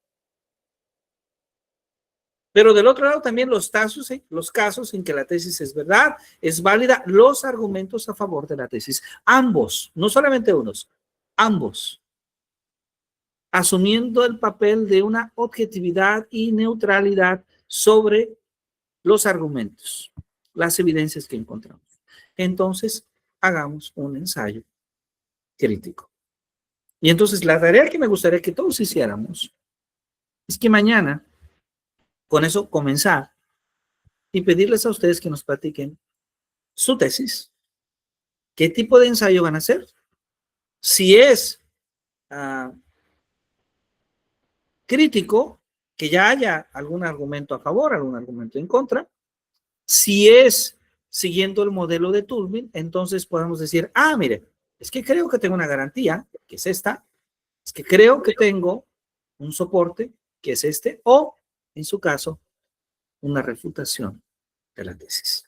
Este es el ejercicio que nos va a dar muchísima claridad sobre lo que escribimos, porque yo sé, cuando escribimos es complejo a veces tener esa claridad, a veces es complicado.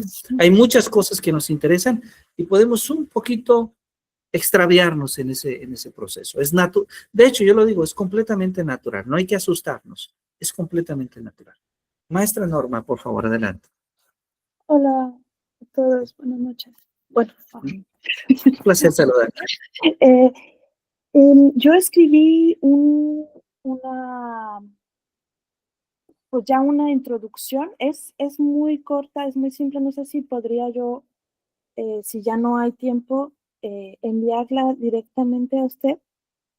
Y justamente yo me basé más en lo que trata sobre el ensayo crítico, pero tengo algunos problemas que son de como en cuanto a la voz que estoy utilizando, porque en algunos momentos hablo como de nosotros, los artistas, docentes o los artistas, o sea, como muy personal, y no sé si eso también es válido.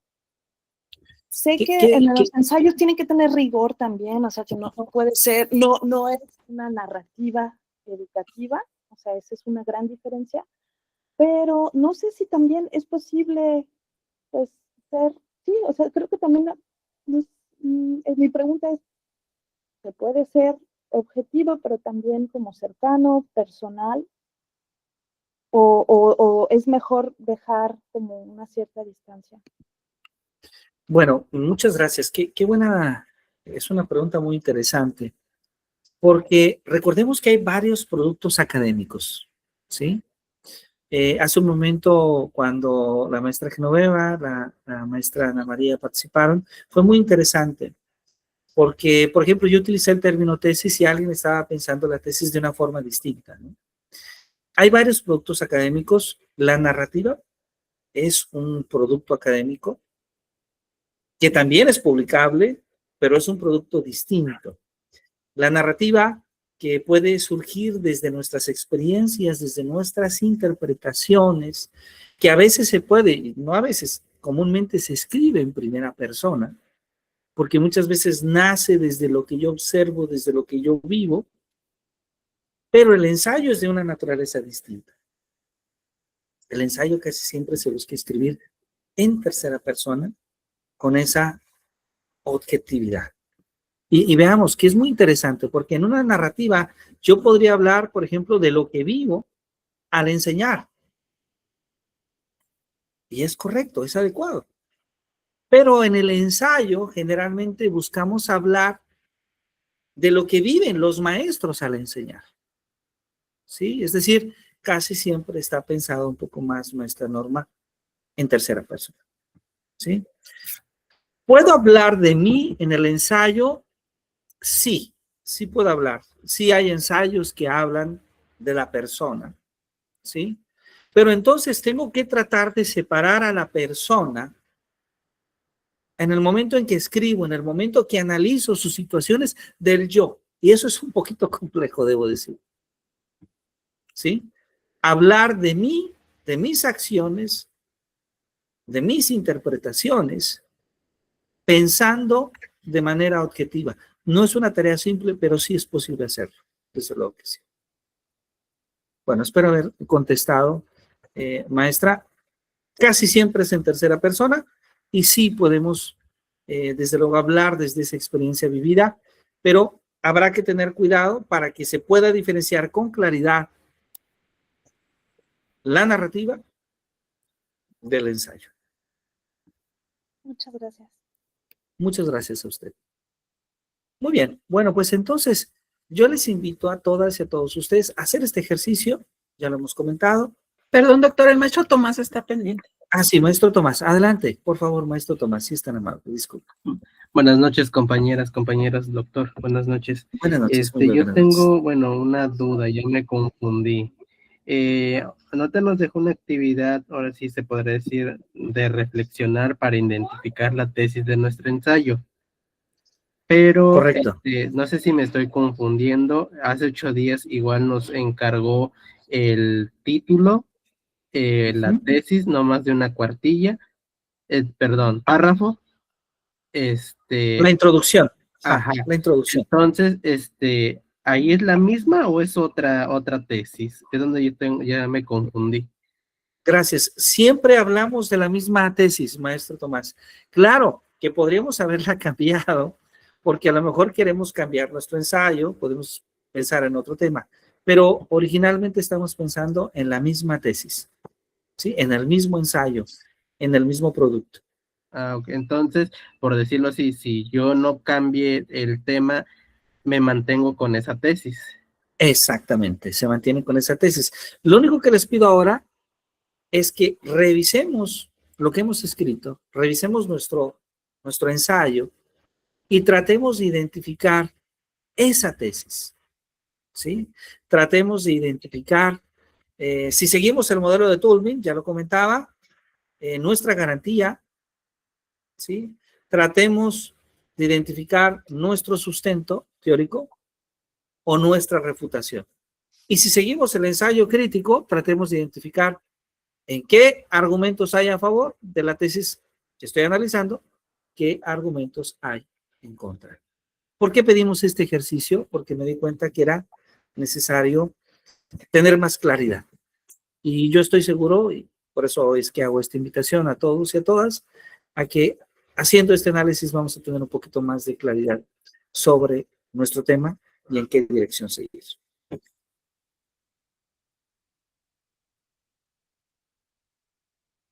Muy bien, maestro Evaristo, adelante, por favor. Sí, doctor, una pregunta. ¿El ensayo que vamos a entregar en enero ya debe de tener todos los elementos, como usted comentó en la sesión pasada? La introducción, Sí. el desarrollo, sus conclusiones, el cierre, como usted mencionó. Claro que sí. Sí, ya el ensayo del 23 de enero ya debe de estar concluido perfectamente. Sí, ya debe estar concluido perfectamente. Vamos construyendo, ya hemos visto la estructura, pero sobre todo interesaba mucho hablar sobre la tesis y los modelos de argumentación, porque insisto, este es el corazón. Sí, Esa claro. es la base del ensayo. De ahí, lo demás son como una especie de complementos para darle cuerpo a la tesis. Entonces, el modelo de argumentación que nosotros planteamos es el esqueleto del ensayo, es la arquitectura del ensayo. ¿Sí? Sí, claro. Entonces, Gracias, doctor. vamos a revisarlo el día de mañana y les invito a todos que nos acompañen en punto de las 8 de la mañana y vamos a seguir revisando. Creo que el día de mañana vamos a dedicar a hacer el cierre sobre la estructura general del ensayo y a retomar 3 o 4, ojalá y más, ejemplos de sus ejercicios, de su escritura, pero sí les invito a todas y a todos que puedan tener esta claridad, que podamos preguntar cuál es su tesis y que todos podamos decir, mi tesis es esta, pero cumpliendo la condición de que es una afirmación declarativa. ¿Sí? Esto es muy importante, una afirmación declarativa. Maestro Luis Fernando, cerramos con su comentario, su pregunta. Adelante. Ok, sí, yo hablaba sobre eso porque ya ve que tenía añitos sin escribir, entonces yo creo que ahorita le iba a comentar si pudiéramos, ahorita ya no puedo poner la mía, ¿verdad? Adelante, claro que sí, adelante. Cerramos con su participación, claro que sí. Si gusta proyectarla, adelante. Sí, perfectísimo. Permítame. Muy rapidito porque yo sí voy a tener un poquito de dudas. Claro. No me permite con, ¿cómo se llama? Proyectarla. Pero, mire, le leo. Diseño de secuencias didácticas digitales para el desarrollo del sistema gráfico alfanumérico en estudiantes del primer ciclo de primaria. Propuesta de investigación para maestría en educación, enfoque de inclusión y atención sostenida, ¿no? Planteamiento es el aprendizaje del sistema gráfico alfanumérico, reconocimiento, trazo y uso funcional de letras y números, representa uno de los mayores desafíos en los primeros años de escolaridad. Los métodos tradicionales de enseñanza presentan limitaciones en términos de retroalimentación inmediata, individualización del aprendizaje y motivación estudiantil. El desafío crítico de la atención en la escuela primaria después de los 5 o los 10 minutos de explicación frontal, los niños pues pierden el proceso y en las aulas con inclusión educativa esto se multiplica debido a las diferentes tasas de atención y necesidades específicas de cada estudiante. Las secuencias didácticas digitales ofrecen oportunidad para enriquecer el proceso mediante interactividad, multimodalidad y adaptación al ritmo individual. Sin embargo, existe escasez de propuestas fundamentadas pedagógicamente que integren tecnología de manera efectiva, considerando especialmente las necesidades de inclusión y los ciclos naturales de atención infantil. Muy bien, muy bien. Me gusta lo que escucho. A ver, Creo voy que a me compartir. estoy ampliando un poco, ¿verdad? Sí, sí. Voy a compartir un poquito pantalla. A ver. Y voy a pedirle, si amablemente. Ahí va. Creo que ya se ve por allá, ¿verdad? Sí. Por favor, si es tan amable. Voy a escribirla acá. Ajá.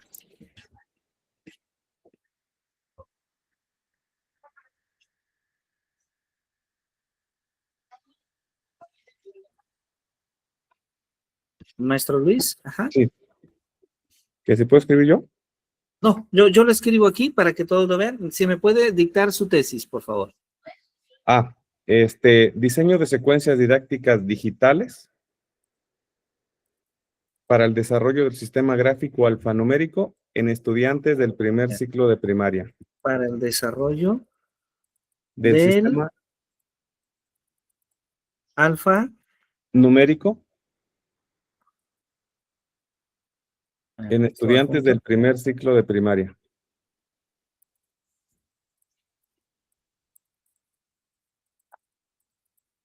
Ok. Este sería el título. Sí.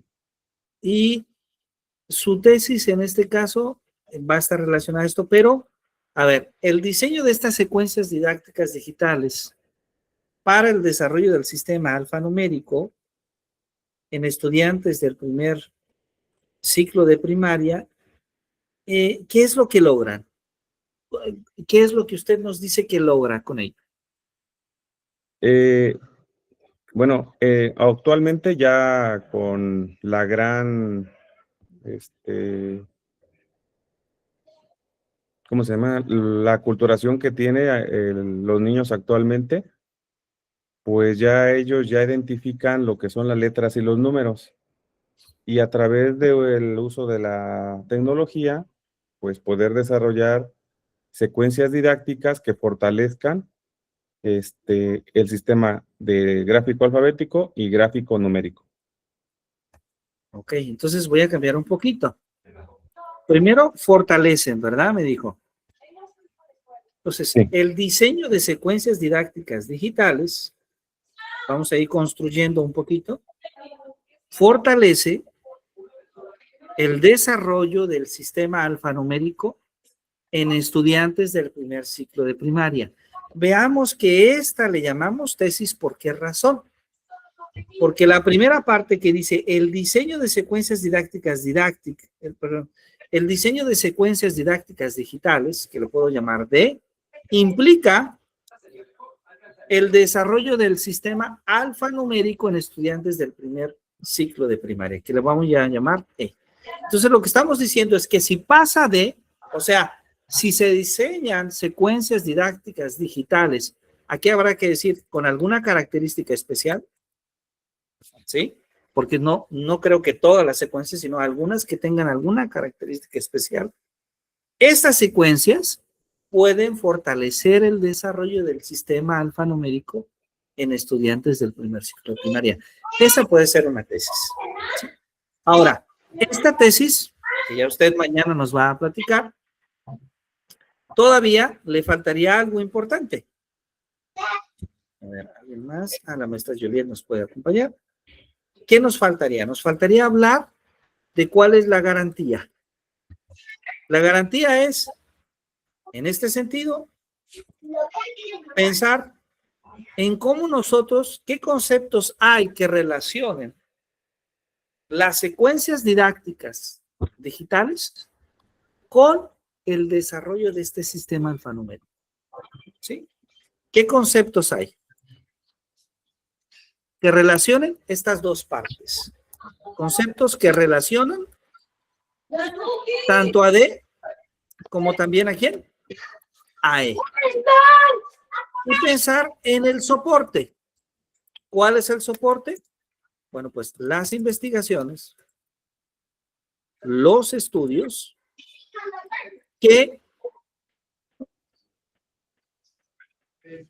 favorecen o que fortalecen, bueno, voy a decirlo así, voy a escribirlo así, que argumentan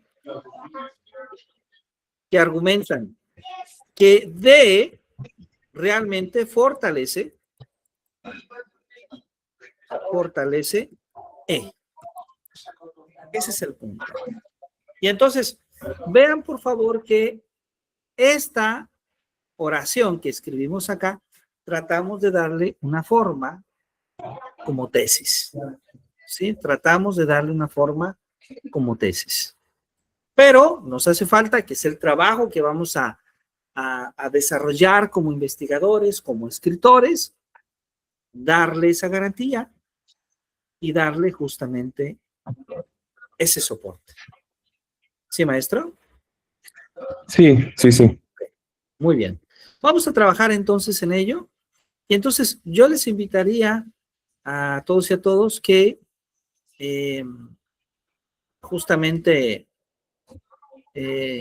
nos reuniéramos el día de mañana a las 8 para dar continuidad. Me encantaría revisar ya de manera escrita la propuesta de la maestra Mónica, de la que se me habló, la maestra Norma, que también fue muy interesante, y desde luego las propuestas de todos los demás compañeros y compañeras. Agradezco muchísimo su presencia, espero que hayan disfrutado de esta sesión de trabajo, que se hayan podido clarificar algunas dudas, y no sé si todavía está la maestra Elizabeth o el maestro Luis Fernando que nos puedan apoyar con la fotografía grupal, invitando a todas y a todos a que, si es posible, puedan encender su cámara. Maestra Mónica, esta es la penúltima fotografía grupal, maestra Mónica, porque la maestra Mónica, la maestra Ana María y muchos de nuestros colegas que nos han acompañado terminan formalmente el día de mañana. Es la última sesión, en este caso en un taller del programa de doctorado. ¿Sí? Entonces, muchas felicidades, ya lo estamos festejando desde ahora. Entonces, bueno, vamos a tomar esta fotografía. Por favor, maestra Elizabeth, si es tan amable. Les invitamos a todas y a todos a abrir su cámara, por favor. Listo. Perfecto. ¿Alguien más que no prendieron su cámara 15? ¿O sí? A ver. Por favor, los invitamos a todos y a todos. Hay un punto extra al que prenda la cámara.